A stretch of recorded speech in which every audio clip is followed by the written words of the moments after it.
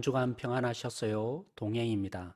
이번 주는 역대기의 마지막 부분으로 월요일 본문에서는 히스기야보다 더 철저하게 종교 개혁을 시작했던 요시야를 기록합니다.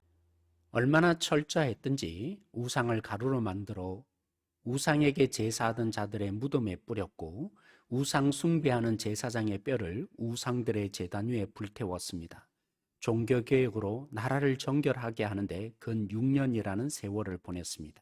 화요일 본문은 그런 종교개혁 중에 일어난 한 사건을 다룹니다. 성전을 수리하던 중 발견한 성경으로 인해 요시야는 자신과 백성을 위해 회개하게 됩니다. 하나님께 순종하는 언약을 체결하여 요시야가 사는 날 동안 백성들이 하나님께 순종했습니다. 수요일 본문에 요시야와 온 백성은 유월절을 지킵니다.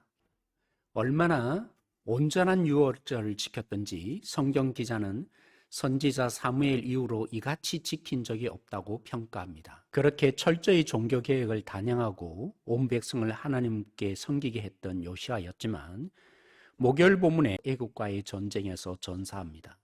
애굽 왕 바로 느고가 바빌론의 확장을 견제하려고 아수르를 돕기 위해서 갈그미스로 향합니다. 요시야는 그런 애굽 군대를 막았습니다. 오랫동안 이스라엘을 괴롭힌 아수르를 도울 수 없었기 때문입니다. 자신의 경험과 상식에 따라 움직인 결과 하나님이 보내셨다 막지 말라는 애굽 왕 느고의 말을 듣지 않고 대항하다 전사했죠. 이스라엘 사회 속에서는 가장 미련한 동물로 여겼던 나귀를 통해 선지자 발람에게 말씀하신 것처럼 이방 왕을 통해서도 하나님은 말씀할 수 있음을 종교개혁자 요시야는 놓치고 말았습니다. 주님을 향해 순종해 갈 때 교만하지 않도록 조심하십시다. 나만 주님의 뜻을 따라가는 것이 아님을 기억하십시다. 요시야는 하나님께 불순종하다 전사한 것으로 끝나지 않았습니다. 금요일 본문에 그의 아들 요아스가 석 달을 다스리다 폐위되고 요시야의 또 다른 아들 엘리야김이 애굽에 의해서 세워집니다. 엘리야김 혹은 여호야긴 시드기야가 이어서 왕이 되는데 하나같이 악을 행합니다. 6년간 철저히 종교개혁의 그 자치가 온데간데없고 종교개혁이 말짱 도루묵이 되고 맙니다. 남유다가 결국에는 바벨론에 의해서 망하게 되죠. 하나님의 말씀을 무시한 결과는 자기만이 아니라 자녀와 나라에까지도 영향을 주었습니다.